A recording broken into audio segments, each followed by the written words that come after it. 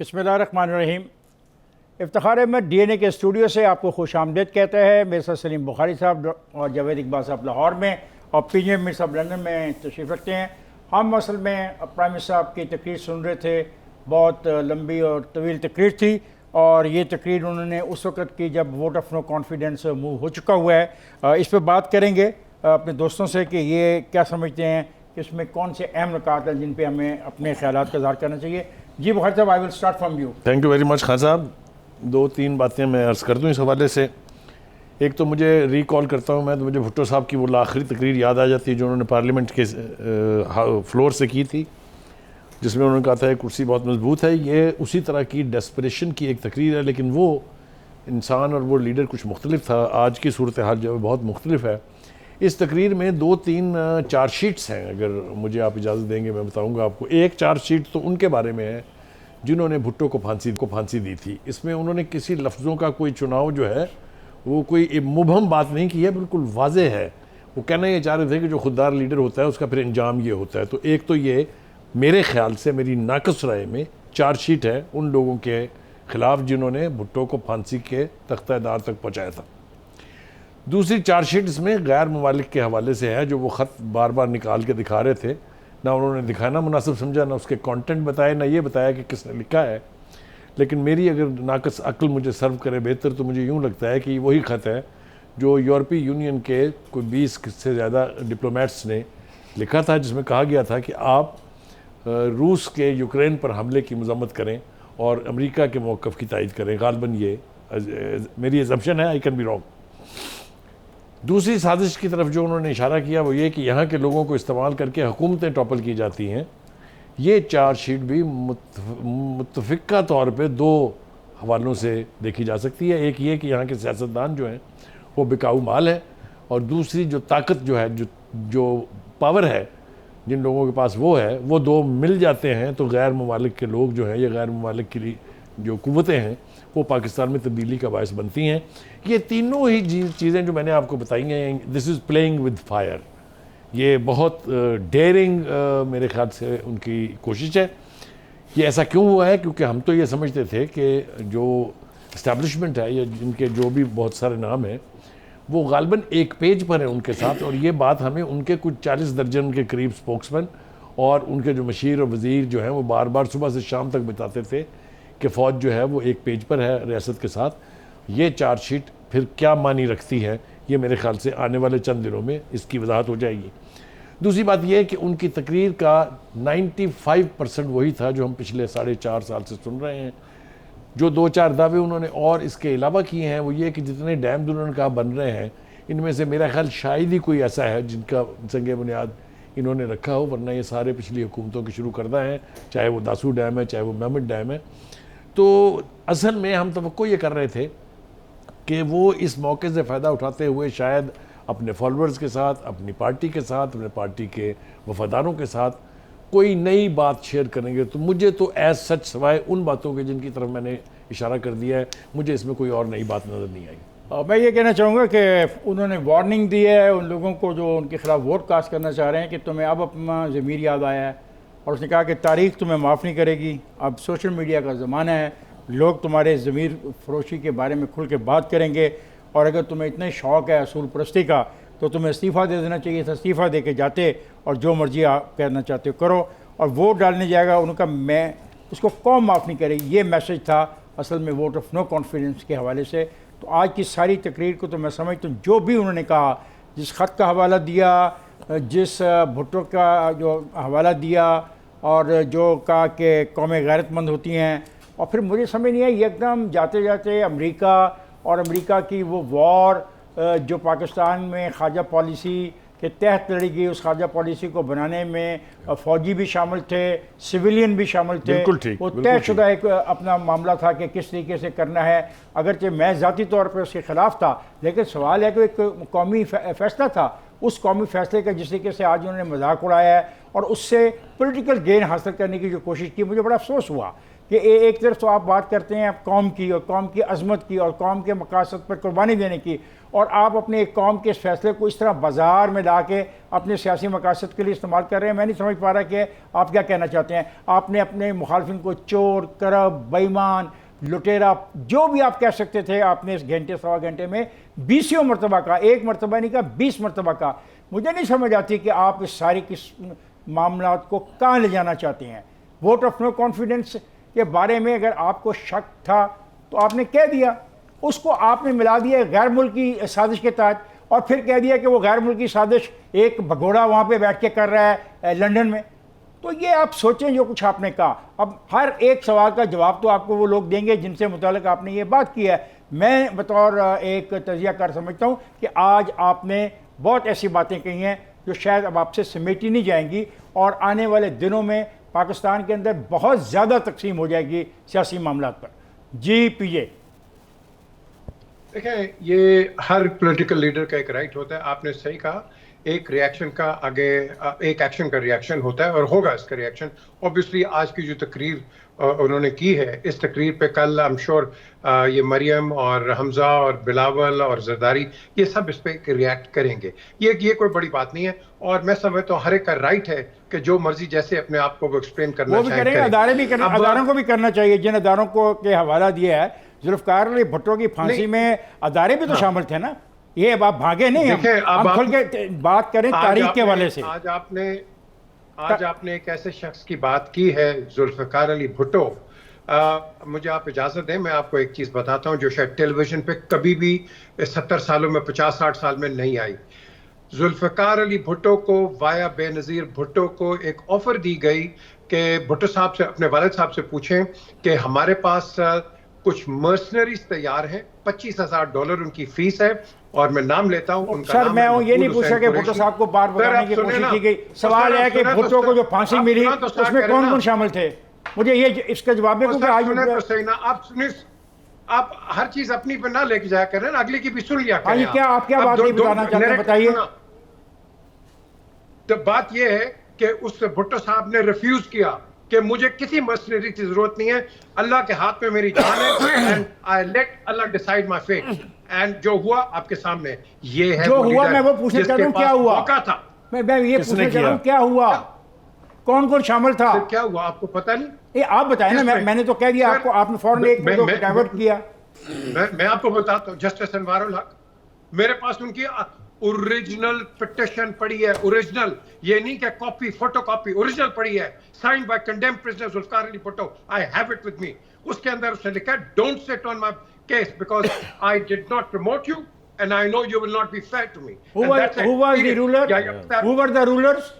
Sir general Ziaul Haq. Okay ठीक है जी पीजे जावेद। अच्छा बात आती है कि अब सर मैं सुने ये तो आपने भुट्टो साहब कर, यहाँ जो इमरान खान ने जो तकरीर की है उसने अपने आप को डिफेंड किया, उसने आपको एक्सप्लेन किया, और 2 दिन पहले मैंने आपसे एक बात कही थी, आपने उसको डिसमिस किया।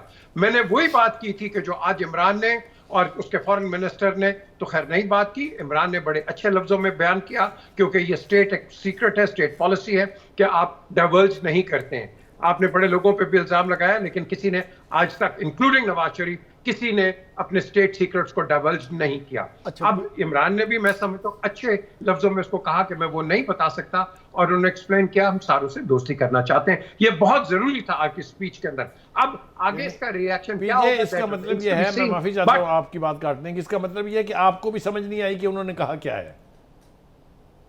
सर समझ आ गई है। तो आपका ख्याल है बाकी सारी दुनिया में लोग बेवकूफ बैठे हैं कि किसी को समझ ही नहीं आएगी उन्होंने कौन सी चीज डाइवर्ज नहीं की? आपको नहीं पता चला वो किसकी तरफ इशारा कर रहे थे? देखें, उन्होंने डायरेक्टली तो नहीं कही ना, आप उसको कोर्ट ऑफ लॉ में तो नहीं ले जा सकते।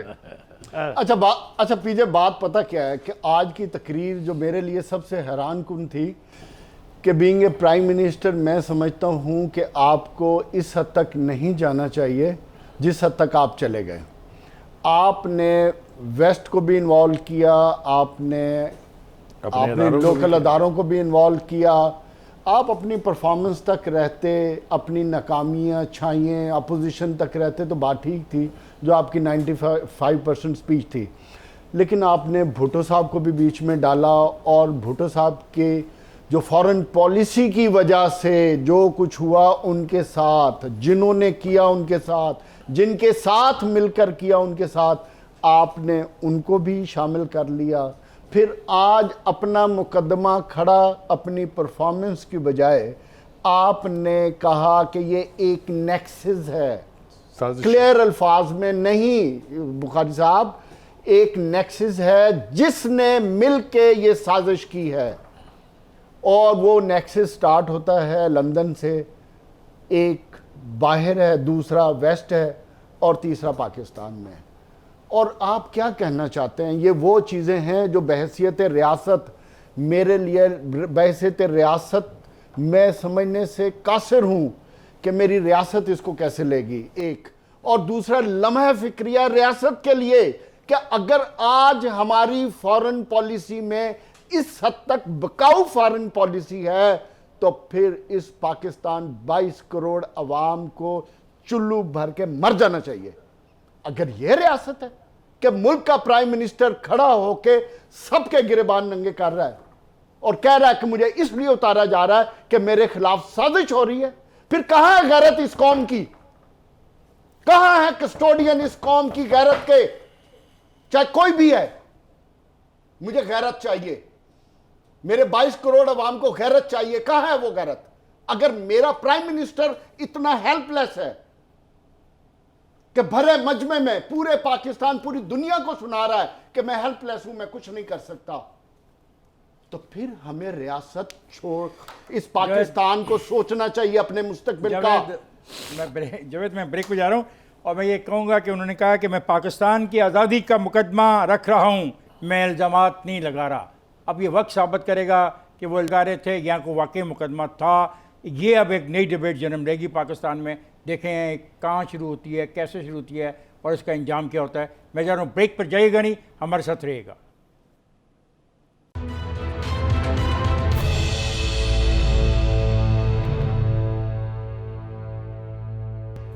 वाकई हज़रत एक बहुत बड़ा सवाल जो उठाया गया वो ये है कि मेरी कौम ये जानना चाहती है कि लंदन में बैठा हुआ किस किस को मिलता है।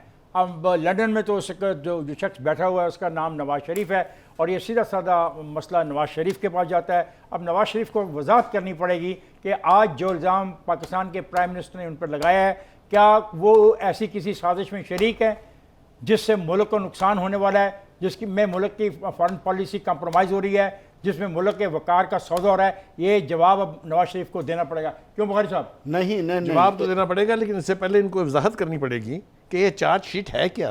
उन्होंने कहा मेरे पास खत है। वेग छोड़ दिया ना उन्होंने। हिम्मत पैदा करें ना, जो इतने बड़े गैरतमंद बनते हैं और मदीना रियासत की बात करते हैं, तो फिर उसको तो बड़ी जुर्रत के साथ कहना चाहिए, ओए तुम मेरे खिलाफ, मेरे मुल्क के खिलाफ साजिश कर रहे हो। ये क्या खत निकाला, फोल्ड खत निकाला, फिर निकाला, फिर जेब में रख ली। What is this?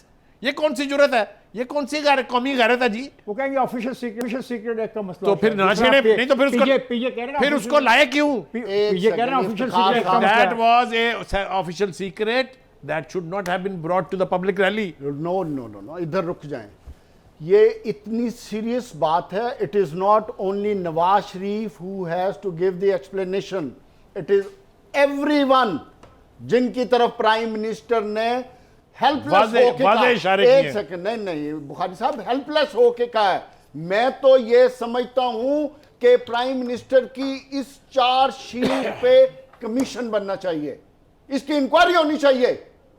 हम ये मुल्क, ये रियासत 1977 में एक भुट्टो गवा दिया, 2022 है। एक सेकंड बुखारी साहब, अगर इमरान खान समझते हैं कि दोबारा एपिसोड 2 ना हो तो फिर कमीशन बनाएं, जो इन्वॉल्व है इस साजिश में उनको नंगा करें।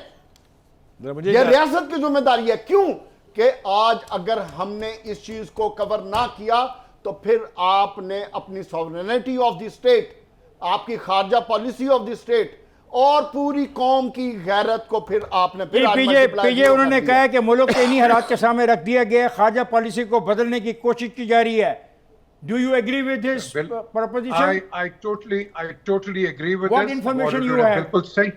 उन्होंने कहा, उन्होंने बिल्कुल सही कहा, और बिल्कुल आप किताबें पढ़ें, हिस्ट्री में जाएं। मैं किताब नहीं पढ़ना, मैं आज की बात करूंगा। आज जो इमरान ने कहा, किताबों को छोड़े, इमरान की बात कर रहे हैं हम।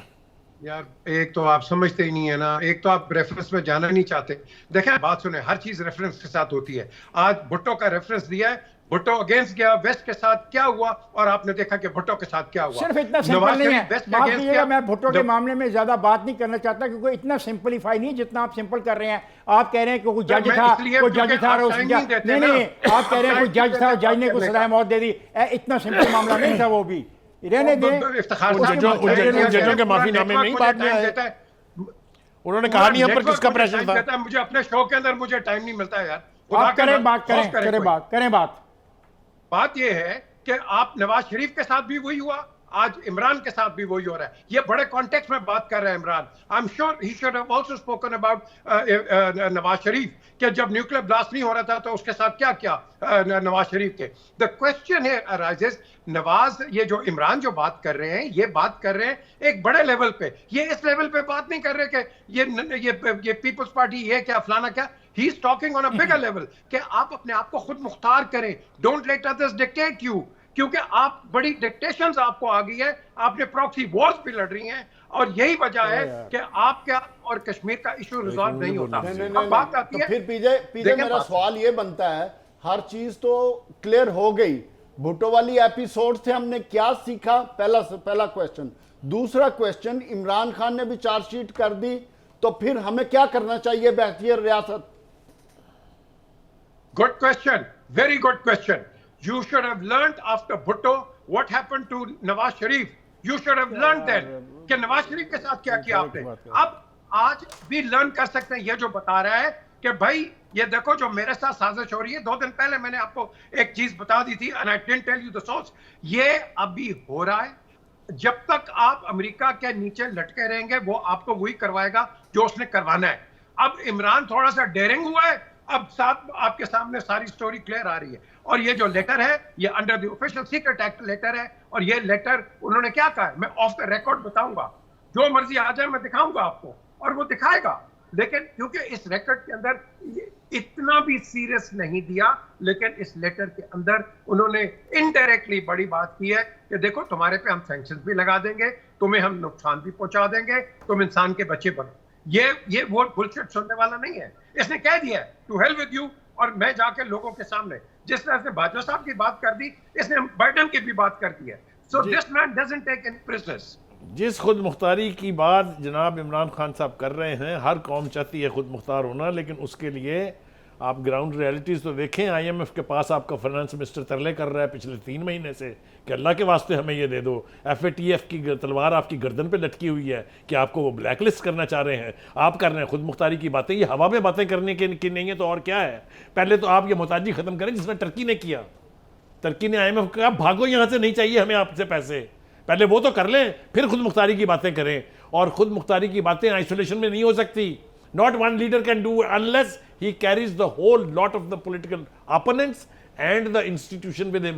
ये हवा में बातें कर करके हमने देख लिया पहले भी क्या हाल हुआ है लोगों का।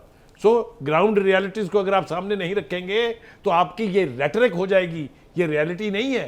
मेरे ख्याल से इमरान खान साहब ने जो चार्जशीट आज लगाई है, देखें जिनके ऊपर लगी है उनकी बारी है दूसरी, वो बताएंगे कि क्या हुआ और क्यों हुआ है, वो बताएंगे लेटर किसने लिखा है और क्यों लिखा है। ये बात आप याद रखें। Nobody has to wait for Imran Khan to show that letter.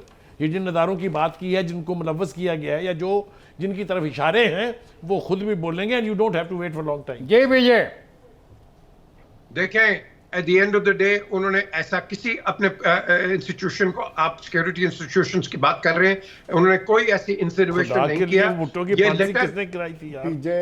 Sir Bhutto की फांसी किसको नहीं पता, किसको नहीं पता?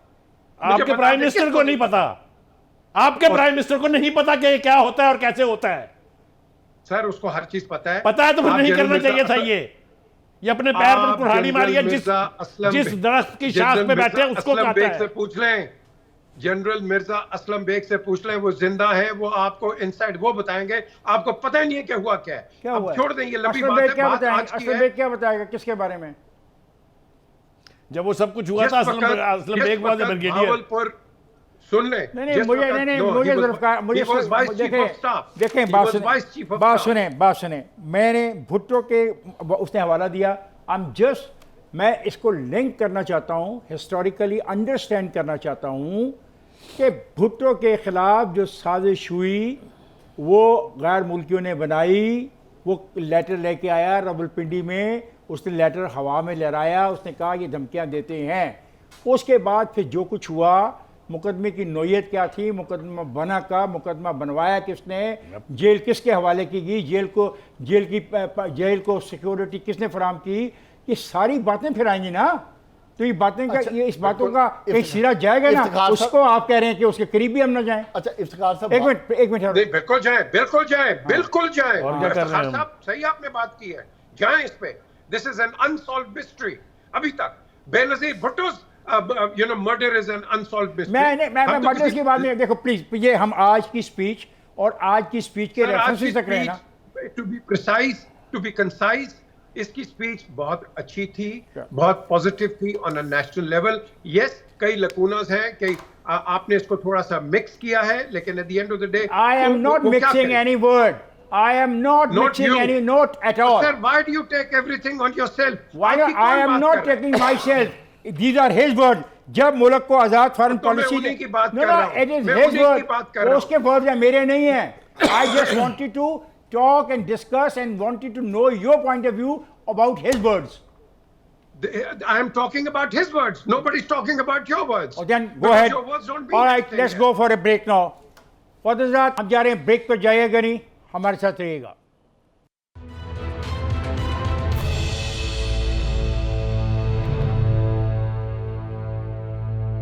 वेलकम बैक हज़रात। बहुत ज़बरदस्त स्पीच थी, घंटे से ज़्यादा का लेक्चर था जिसमें बातें की गई, तरक्की की, तरबियत की, अपने फ़िक्र की, अपने फ़लसफ़े की, एक ख़ास जो है नबी की सुन्नत पर चलने की, नबी सल्लल्लाहु अलैहि वसल्लम की सुन्नत पर चलने की, बहुत सारी बातें थी। लेकिन जो आखिरी पार्ट था वो बड़ा इम्पॉर्टेंट इसलिए हो गया कि उन्होंने कहा कि सोशल मीडिया का ज़माना है, कोई चीज़ छुपती नहीं। और उस वक्त उन्होंने कहा, उन्होंने कहा कि मुल्क को इन्हीं हालात के सामने रख के खारजा पॉलिसी बदलने की कोशिश की जा रही है। इस साजिश का हमें पिछले महीनों से इल्म था, हम उस साजिश के हवाले से सवाल जवाब कर रहे हैं। जी पीजे। देखें, ये बिल्कुल सही कहा है जो उन्होंने तकरीर में कहा, लेकिन देखें आपने कहा है ज़बरदस्त तकरीर, आप इसको ज़बरदस्त तकरीर from his point of view कह सकते हैं, लेकिन इसके जो एडवर्सरीज हैं वो इसको ऐसा नहीं समझेंगे। वो समझेंगे कि इन्होंने लास्ट मिनट बेटे की है अपने आप को सेव करने की, वो उसका ये सोचेंगे। आपको रिएक्शन हमजा का भी आ गया, आपका रिएक्शन मरियम का भी आ गया, और कल आपका रिएक्शन इसका जो है कल की तकरीर के अंदर मौलाना फजलुर रहमान भी कर देंगे। अब बात आती है कि देखें हम जा कर रहे हैं, उन्होंने दो चीजें बड़ी इंपॉर्टेंट की हैं। मेरी हुकूमत जाती है जाए, लेकिन उन्होंने फिर भी लोगों से मुतालबा किया है कि क्या तुम अपने आप को बेच दोगे, क्या तुम अपने आप को गिरा दोगे, क्या तुम किसी से डिक्टेशन लोगे। ये आप इस तकरीर की यहां निचोड़ निकाले। अब आगे क्या होता है क्या नहीं होता है आज भी आपने देखा कि आप बहुत पढ़े लिखे आदमी हैं। IMF किसका है? ये आपने कई दफा मुझे कहा है। तो आप हैं, मैं मानता हूं मेरी गलती नहीं है। देखिए, चौधरी शुजात के घर आज एक मीटिंग हुई है। मैं चौधरी शुजात को छोड़े, मैं पूछूं IMF किसका है? सर IMF अपने बाप का भी नहीं है। बस ठीक है, छोड़ दें इसको। IMF है जहां गैरत का मुजाहरा करें और छोड़ दें। अच्छा इफ्तिखार साहब, IMF किसी को नहीं छोड़ता, याद रखें। वो डिक्टेट है, अमेरिकन डिक्टेट है वो। चले, बात आपने मुकम्मल कर दी, अमेरिकन डिक्टेट कह के बात मुकम्मल कर दी। अच्छा छोड़े IMF को। देखें, इस तकरीर की जो सबसे इंपॉर्टेंट बातें थी जिसमें उन्होंने अपनी परफॉर्मेंस का तो जिक्र किया, हम एग्री हैं उससे कि आपने बहुत अच्छा परफॉर्म किया, बट आज जो नो कॉन्फिडेंस मूव की कॉन्टेस्ट में मैं ये समझता हूँ आपने अपनी आखिरी तकरीर की है, क्योंकि आपको पता है कि आपके साथी छोड़ के जा रहे हैं। तो आज आपने आने वाले वक्त के लिए अपनी इलेक्शन कैंपेन के लिए जो एब्सोल्युटली नॉट का आपने एक स्लोगन दिया था, आज उसी कॉन्टेस्ट में आपने अपनी स्पीच का आखिरी 20 मिनट समराइज करके भुट्टो की फांसी से लेकर और आज की साजिश पर लेकर आए। मेरे लिए लम्हा फिक्रिया जो सबसे इंपॉर्टेंट चीज़ है आने वाला वक्त। भुट्टो साहब तो हो गया जो हो गया, उससे हमने सबक सीखा नहीं सीखा, यह हमारा फेलियर है। बहसियत है कौम, यह हमारा फेलियर है। हमें कबूल कर लेना चाहिए कि हमने नई सबक सीखा, नवाज शरीफ भी। इसलिए आज फिर वही साजिश हो रही है। बट अगेन मेरी बात को उस वक्त नहीं आपने सुनी, अनसुनी कर दी कि आज जो साजिश हो रही है, इस साजिश की इंक्वायरी कौन करेगा? अगर प्राइम मिनिस्टर इतना हेल्पलेस है तो फिर इस मुल्क का कस्टोडियन कौन है? मुझे इसका जवाब चाहिए। अगर मेरा प्राइम मिनिस्टर स्टेज पे खड़ा होके पूरी कौम को ललकार कर एक बात कह रहा है कि मैं हेल्पलेस हूं, मुझे बाहर की फोर्सेस, अंदरूनी फोर्सेस के साथ मिलकर मेरे खिलाफ साजिश कर रही और मुझे हुकूमत से उतार रही हैं, तो फिर मुस्तकबिल क्या हमारे पास? हमारी फॉरेन पॉलिसी का बुखारी साहब आप बताएं क्या मुस्तकबिल है? देखिए, ये फॉरेन पॉलिसी जो वो चला रहे हैं ये बहुत आला थी जब तक वोट ऑफ कॉन्फिडेंस नहीं आया था, नो कॉन्फिडेंस नहीं आया था। उनकी हुकूमत भी बहुत ठीक चल रही थी जब तक ये वोट ऑफ नो कॉन्फिडेंस नहीं आया था। इसके आने के बाद सब कुछ बदल गया है। बजाय इसके कि जो रोज़ी पिक्चर आपने पेश की अपनी 1.5-2 घंटे की तकरीर में, आप उसको डिफेंड करते और जिस तरह से आपको पजीराई मिली, लोग आए आपके जलसे में, उसको आप एनवी करते। आप चले गए इंटरनेशनल अरीना में और वहाँ की साजिशों को आप एक्सपोज कर रहे हैं। मैंने पहले भी कहा था, मैं फिर दोहरा रहा हूँ कि जब तक आपकी ग्राउंड रियलिटीज़ आपके फेवर में ना हो, इंटरनेशनल साजिशों को पंगा नहीं किया जाता। मैंने मिसालें दी थी कि IMF, जिसको अभी पीजे ने कहा कि वो किसी की नहीं है, तो वो हमारी भी कैसे हो सकती है? ये भी तो साथ साथ कहना चाहिए ना, जिसके पीछे हम लगे हुए हैं।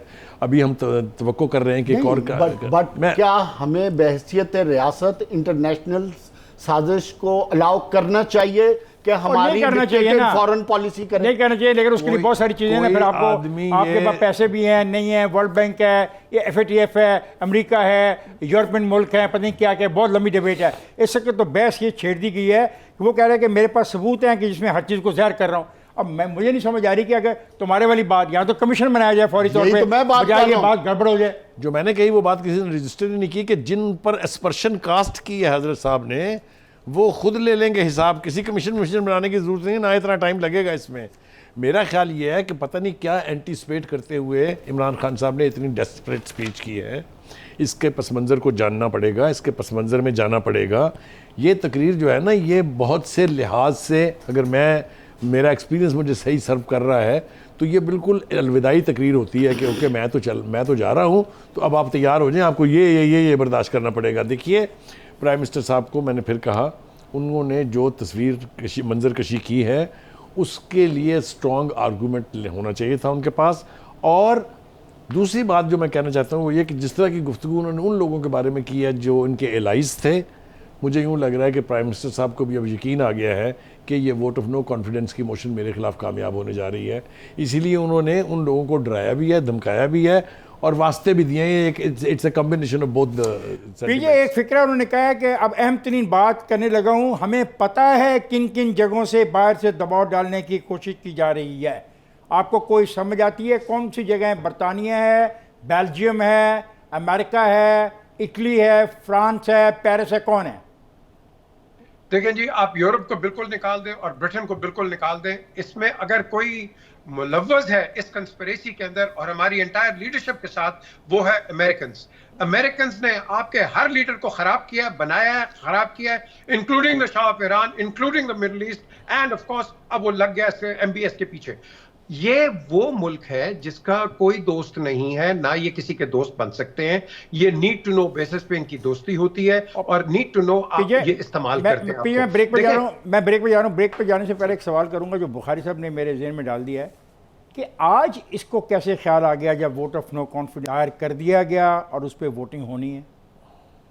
मैं इसका जवाब बड़ा सिंपल दे देता हूँ। ब्रेक से पहले जो अभी इन्होंने बात की बुखारी साहब ने, इमरान ने भी एक दबे छुपे लफ्जों में एक इंडिकेटर अपना दे दिया है। I think perhaps I know कि what is going to happen, लेकिन क्या तुम लोग इस चीज को एक्सेप्ट करोगे? ये देखें, ये आप इसकी गहराई में जाएं आप। वो तो फॉरेन पॉलिसी की बात है ना, वो तो फॉरेन पॉलिसी के बारे में है ना कि क्या ऐसी फॉरेन पॉलिसी पाकिस्तान के अवाम को काबिल कबूल है जिसमें गुलामी हो, वो और चीज़ है। और वोट ऑफ नो कॉन्फिडेंस एक और चीज़ है। They are two different things. Foreign policy on one side, आपकी डोमेस्टिक पॉलिसी है यहाँ। डोमेस्टिक पॉलिसी के अंदर आपकी हुकूमत को एक का वो जिस तरह पहले मैं एक लफ्ज इस्तेमाल किया, स्वॉर्ड विद डेमोक्रेट्स हैंड कर रही है टिल अबाउट 2 days टाइम। मतलब अगर इनके खिलाफ वोट ऑफ नो कॉन्फिडेंस आ गया तो सब कुछ खत्म है, ये आप कहना चाह रहे हैं? कल इसका जवाब आएगा अपोजिशन सर, की तरफ इससे से, आप ये- फिक्र ना करें। हाँ, इसका जवाब आएगा, कल बिल्कुल सही इसका कहा। पॉजिटिव जवाब आएगा। बिल्कुल सही। ख्वाजात, मैं जा रहा हूँ ब्रेक पर, जाएगा नहीं, हमारे साथ रहेगा।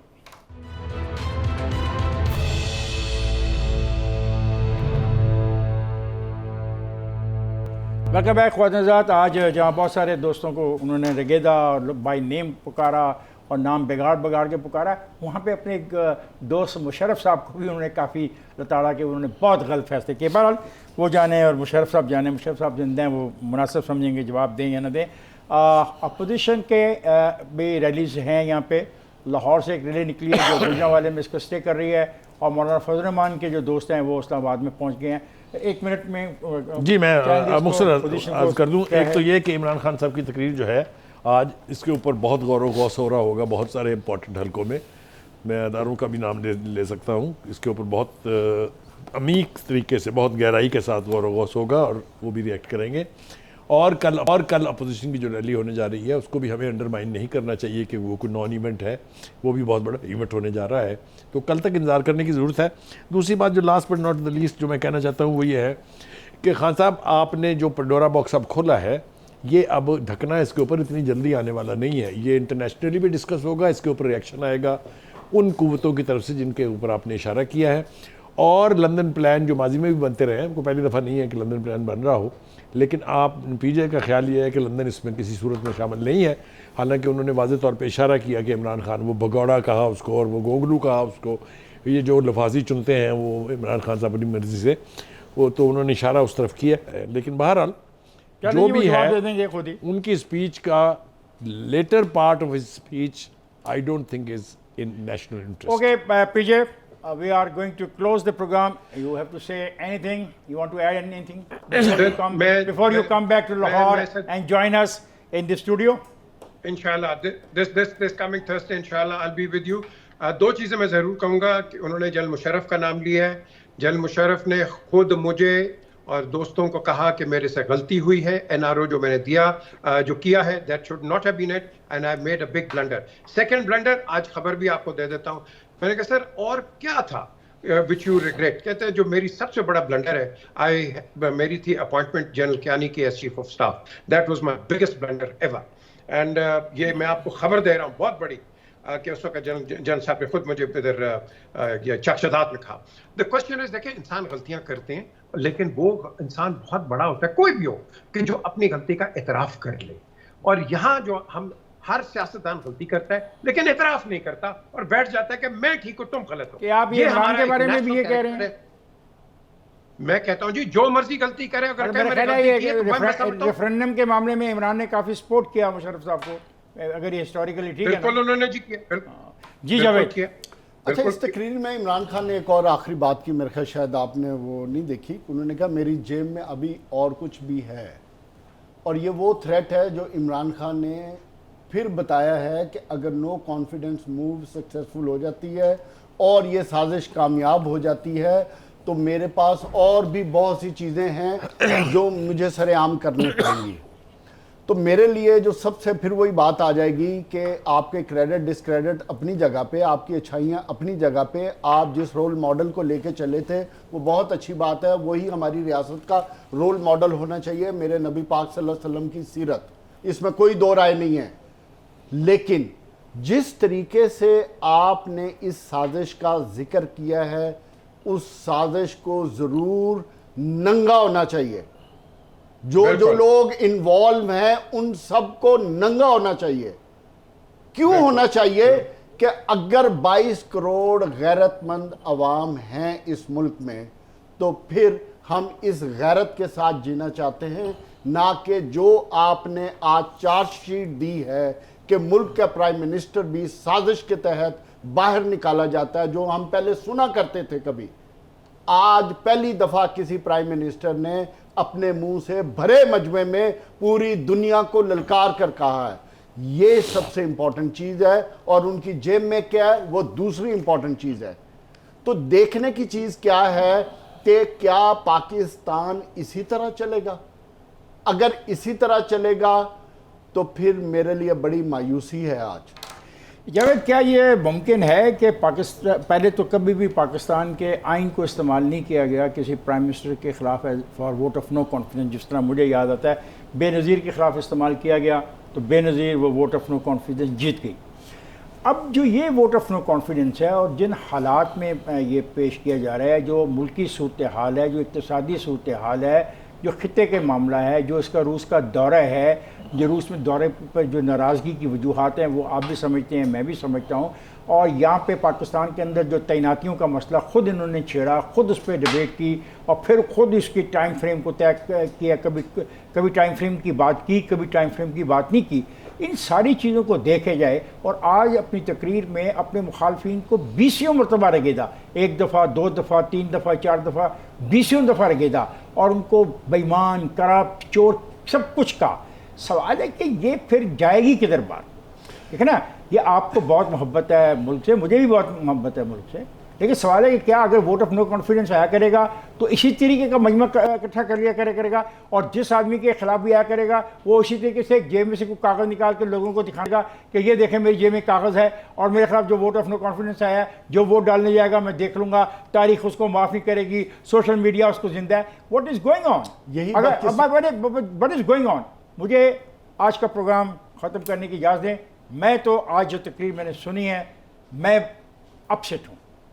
बजाय कौम को आगे ले जाने के, चीज़ों को फेस करने के, मामलात को जमहूरी अंदाज में हल करने के, जो आज डिबेट शुरू की गई है, मेरा नहीं ख्याल ये कोई जमहूरी अंदाज में ख़त्म होने वाली डिबेट है।